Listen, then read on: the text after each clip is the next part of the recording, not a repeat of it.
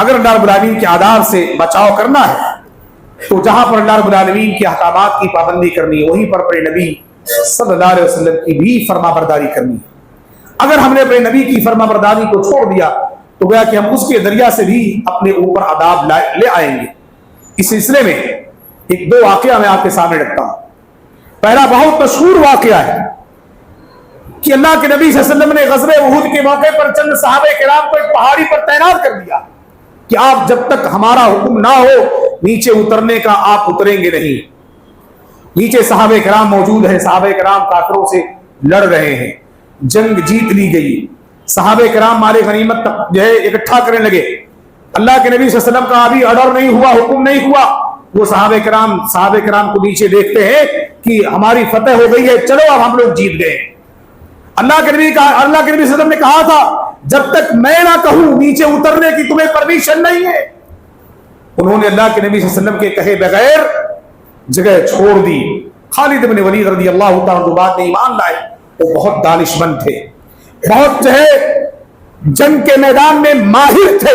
انہوں نے پیچھے سے اسی پہاڑ پر چڑھا اور پیچھے سے آ کر کے ان 50 تیر اندازوں پر حملہ کیا اور صحابہ کرام پر حملہ کر دیا۔ 70 صحابہ شہید ہوئے۔ اللہ کے نبی صلی اللہ علیہ وسلم نے کہا کہ میں نے کہا تھا تم نافرمانی نہ کرنا، تمہاری نافرمانی کا نتیجہ آج جیتی ہوئی جنگ شکست میں تبدیل ہو گئی۔ اللہ کے نبی صلی اللہ علیہ وسلم کے بارے میں اللہ رب العالمین نے قرآن میں فرمایا فَلْيَحْذَرِ الَّذِينَ يُخَالِفُونَ عَنْ أَمْرِهِ أَن تُصِبْهُمْ فِتْنَةٌ أَوْ يُصِبْهُمْ عَذَابٌ أَلِيمٌ۔ اگر تم اللہ کے نبی صلی اللہ علیہ وسلم کی ادنا بھی نافرمانی کرو گے، ادنا بولے تو چھوٹا ذرہ برابر بھی نافرمانی کرو گے تو جان لو کہ اللہ رب العالمین تمہیں دنیا کی فتنوں میں آزمائش میں مبتلا کر دے گا۔ اگر تمہیں دنیا کی آزمائش میں بچا لیا گیا تو اللہ رب العالمین کا عذاب ضرور تمہارا انتظار کر رہا ہے۔